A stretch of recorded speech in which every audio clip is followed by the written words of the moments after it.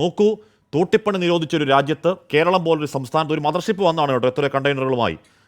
ഒരു സുരക്ഷാ മാസ്ക് ഇല്ലാതെ, ഒരു PPE കിറ്റ് ഇല്ലാതെ, ഒരു റെസ്ക്യൂ ടീം ഇല്ലാതെ ഒരു മനുഷ്യൻ കയ്യിലൊരു നീളം തോട്ടിയുമായി മാലിന്യം കുത്തിക്കളയാൻ ഇറങ്ങി കാല് വഴുതി വീണ് മരിച്ചു. മലമടക്കമുള്ള അഴുക്കിൽ കിടന്ന് മരിച്ചു. ഒരു മനുഷ്യജീവൻ നേരിടാൻ കഴിയുന്ന നിന്ദാവസ്ഥയുടെ പരമാവധിയാണ്.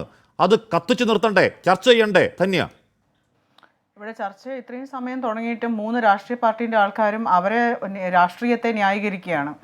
നിങ്ങൾക്ക് അതാണ് വലുത്, രാഷ്ട്രീയത്തെ ന്യായീകരിക്കുക എന്നുള്ളതാണ് ഇവിടെ വന്നിരിക്കുന്നവർ ചെയ്യുന്നത്. അവർ ജോയിയുടെ മരണം നിങ്ങൾക്കാർക്കും വലിയ പ്രശ്നം ഉണ്ടാക്കില്ല. കാരണം അവനവൻ്റെ കുടുംബത്തോ ആരും ഈ തോട്ടിപ്പണി എടുക്കാൻ പോകാത്തിടത്തോളം കാലം ഇവിടുത്തെ രാഷ്ട്രീയ പാർട്ടിക്കാർക്കൊന്നും ഈ തോട്ടിപ്പണി എടുക്കുന്നതിൻ്റെ ബുദ്ധിമുട്ടോ അല്ലെങ്കിൽ അതിൻ്റെ സൈഡ് എഫക്ട്സോ അതിന് ശേഷം വരുന്ന രോഗങ്ങളോ ജോയി തന്നെ നോക്കി എന്ത് പണിക്ക് പോയി ഒരു അമ്മയും മോനും ജീവിക്കുന്ന ഒരു വീടാണ്, ഒറ്റമുറി വീട്, വെറും ഒറ്റമുറി വീട്. അത് ഏത് നിമിഷവും ഇടിച്ച് പൊളിഞ്ഞ് വീഴാവുന്ന രീതിയിലുള്ള ഒരു വീട്ടിലാണ് താമസിക്കുന്നത്.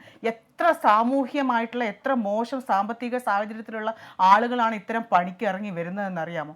അവർക്ക് ആവശ്യമായിട്ടുള്ള ഒരു പ്രിക്കോഷൻസും കൊടുക്കാതെ നീ വാ, നിനക്ക് 1000 രൂപ അപ്പുറത്ത് കൂലി കിട്ടുവാണെങ്കിൽ 1500 രൂപ ഇപ്പുറത്ത് ഈ മല എടുക്കുമ്പോൾ നിനക്ക് ഇത്രയും കിട്ടുമെന്ന് പറഞ്ഞ് ഒരു വ്യക്തിയെ കൂട്ടിക്കൊണ്ടുവന്ന് പണിയെടുപ്പിച്ച് അവനെ കൊന്നുകളയുകയാണ് ചെയ്തത്. എന്നിട്ട് നിങ്ങൾ ജോയിൻ്റെ പേര് ഇവിടെ സംസാരിക്കുന്നില്ല. ഇത് സ്റ്റേറ്റിൻ്റെ ചുമതലയാണോ, ഇത് കോർപ്പറേഷൻ്റെ ചുമതലയാണോ, ഇത് റെയിൽവേയുടെ ചുമതലയാണോ എന്നുള്ളതിനെ കുറിച്ചിട്ടാണ് ഇവിടെ സംസാരിക്കുന്നത്. അതല്ല, നിങ്ങൾ ആദ്യം ജോയിനെ സ്മരിക്കൂ. ജോയ് എങ്ങനെ ഒരു മനുഷ്യനില്ലാതായി, ഒരു അമ്മയുടെ ആശ്രയം ഇല്ലാതായി, ഒരാളെ പെട്ടെന്ന് കൊലയ്ക്ക് കൊടുത്തു, അതിനെക്കുറിച്ചാണ് സംസാരിക്കേണ്ടത്. ഇവിടെ ഏറ്റവും നല്ലൊരു ജനാധിപത്യ സർക്കാരോ ജനാധിപത്യ രാജ്യമോ ഇവിടെ ചെയ്യേണ്ടത് എന്താണ്?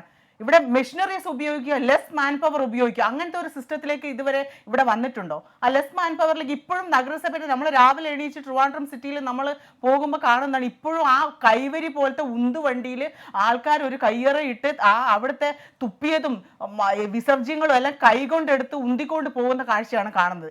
ഇവിടുത്തെ ഏതെങ്കിലും ഒരു രാഷ്ട്രീയ പാർട്ടിക്കാരന്റെ കുടുംബത്തിലെ ഒരുത്തനും ഒരുത്തിയും അവിടെ പണിയെടുക്കാത്തിടത്തോളം കാലം നിങ്ങൾക്ക് ആർക്കും ഇതൊരു വിഷയമല്ല. നിങ്ങൾ ഇപ്പോഴും സമ്പത്ത് ഇവിടുത്തെ നോക്കിക്കോ, ഇവിടുത്തെ സവർണനായിരിക്കും കരാറുകാരൻ. ആ കരാറ് കിട്ടിയവൻ ഇവിടുത്തെ രാഷ്ട്രീയ പാർട്ടിയുടെ ഏജന്റ് ആയിരിക്കും. അവനല്ലാതെ ഇവിടുത്തെ കരാറുകാർക്ക് ഇവിടെ അങ്ങനെ പണി കിട്ടൂല. ഇവർക്കൊക്കെ കൃത്യമായിട്ട് പങ്ക് പറ്റുന്ന രാഷ്ട്രീയ പാർട്ടിക്കാർക്ക് ആ കരാറുകാരന് വർക്ക് കിട്ടും. അവർക്ക് രാഷ്ട്രീയ സ്വാധീനം ഇല്ലാത്തതുകൊണ്ട് ഉള്ളതുകൊണ്ട് രാഷ്ട്രീയ സ്വാധീനമുള്ള കരാറുകാരനായതുകൊണ്ട് ഈ ജോയി എങ്ങനെ പോയാലും മരിച്ചാലും അവൻ നാളെ സംരക്ഷിക്കപ്പെടുന്നുള്ളതുകൊണ്ട് ഓരോ എൻക്വയറി അങ്ങോട്ടേക്ക് പോകത്തില്ല. VK പ്രശാന്ത്, പ്രധാനപ്പെട്ട കാര്യമല്ലേ എന്ന് പറഞ്ഞാൽ നമുക്ക് ഈ പറയുന്ന പ്രശ്നങ്ങളൊക്കെ ചർച്ച ചെയ്യാം. പക്ഷേ നമ്മുടെ കൺമുന്നിൽ ഒരു മനുഷ്യൻ പരമനിന്ദ്യാവസ്ഥയിൽ മരിച്ചുപോയി എന്നുള്ളത് കാലാകാലങ്ങളിലേക്ക് ഈ പറഞ്ഞ രാഷ്ട്രീയ ഫിക്സേഷൻ ചർച്ചകൾക്കപ്പുറത്തേക്ക് നമ്മുടെ ഉള്ളിനെ നീട്ടേണ്ട ദൃശ്യങ്ങളല്ലേ അത്? VK പ്രശാന്ത്. തീർച്ചയായിട്ടും ജോയിയുടെ ഞാനത് ഒരു രക്തസാക്ഷിത്വമായിട്ട് തന്നെയാണ് കാണുന്നത്. ഇപ്പോൾ ജോയിയുടെ കുടുംബത്തിനുണ്ടായിട്ടുള്ള നഷ്ടത്തെ നികത്താൻ നമുക്കാർക്കും കഴിയില്ല. പക്ഷെ ഒരു കാര്യം കൂടി നമുക്ക് ഇതിനകത്ത് കാണണം. ഇപ്പോൾ ജോയിയെ രക്ഷിക്കുന്നതിന് വേണ്ടി അല്ലെങ്കിൽ റെസ്ക്യൂ ചെയ്യുന്നതിന് വേണ്ടി വിവിധങ്ങളായിട്ടുള്ള ആൾക്കാർ, അവർക്ക് ജോയിയെ അറിയില്ല, അവരെല്ലാം വന്ന് നിൽക്കുകയാണ്. ജനപ്രതിനിധികളും രാഷ്ട്രീയക്കാരും എല്ലാവരും വന്ന് നിൽക്കുകയാണ്. അപ്പോൾ ധന്യ ആ നിലയിൽ കാണണം. നമ്മളൊരു പൊതുസമൂഹത്തിന്റെ ഒരു കാര്യത്തിന് വേണ്ടിയിട്ടുള്ള ഒരു ജോലിയാണ് ജോയി ചെയ്തത് എന്നുള്ളത് നമ്മൾ കാണണം. നേരത്തെ പറഞ്ഞല്ലോ, ഈ സിസ്റ്റം ഉപയോഗിക്കേണ്ടത്. ജോയിക്ക് ഒരു വീട് നേരത്തെ എന്തുകൊണ്ട് കിട്ടിയില്ല? ഇവിടെ ആയിരക്കണക്കിന് ആൾക്കാർക്ക് നിങ്ങൾ ലൈഫ് പദ്ധതി കൊടുക്കുന്നു. ആർക്കാണ് ലൈഫ് പദ്ധതി കിട്ടുന്നത്?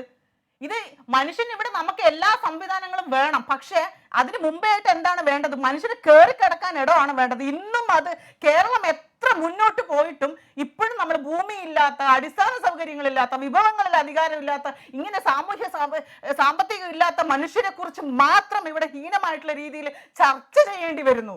അതാണ് നമ്മൾ കേരളം എത്ര മുമ്പോട്ട് പോയി, എന്തെല്ലാം സാങ്കേതിക കാര്യങ്ങൾ, എത്ര വികസനം ഉണ്ടായി. ശരിയാണ്, സർക്കാർ എല്ലാം നല്ല കാര്യങ്ങൾ ചെയ്തു. പക്ഷെ അടിസ്ഥാന തലത്തിലെ ആൾക്കാർക്ക് ഇന്നും കയറിക്കിടക്കാൻ ഇടവില്ല.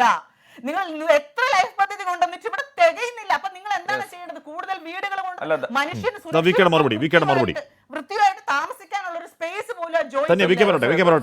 ധന്യ പറഞ്ഞത് നമ്മുടെ സമൂഹത്തിന്റെ ഒരു പ്രധാനപ്പെട്ട പ്രശ്നം തന്നെയാണ്. ആ പ്രശ്നം ഏറ്റവും നന്നായി അഡ്രസ്സ് ചെയ്തുകൊണ്ടിരിക്കുന്ന ഒരു സംസ്ഥാനമല്ലേ കേരളം.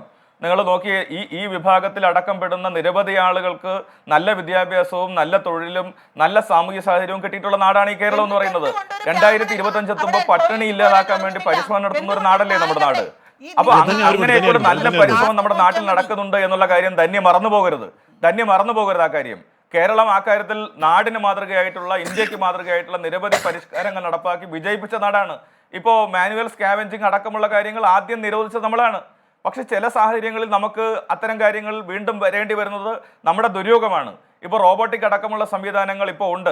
ഭരണകൂടങ്ങൾ കലാകാലങ്ങളിൽ അതെല്ലാം ഏർപ്പെടുത്തിക്കൊണ്ട് ഇത്തരം കാര്യങ്ങളിൽ നിന്നും പൂർണ്ണമായി ആൾക്കാരെ മാറ്റുന്നതിന് ആവശ്യമായിട്ടുള്ള ശ്രമങ്ങൾ കൂടി നടത്തി വരിക. ധന്യ പറഞ്ഞ ആ സ്പിരിറ്റിനെ ഞാൻ ഉൾക്കൊള്ളുന്നു. ആൾക്കാരുടെ പരിശ്രമമാണ് ഇവിടെ ശാശ്വത പരിഹാരം ഉണ്ടാവേണ്ടത് എങ്ങനെയാണ്? ആമയിഴഞ്ചാൻ തോട്ടിലെ ആ മാലിന്യങ്ങൾ പരിപൂർണമായി ഒഴിവാക്കുക എന്നുള്ളതാണ്. അതിനുവേണ്ടി ചെയ്യേണ്ട പണികൾ ഓപ്പറേഷൻ അനന്ത അടക്കം വീണ്ടും സ്റ്റാർട്ട് ചെയ്യുക എന്നുള്ളതാണ്.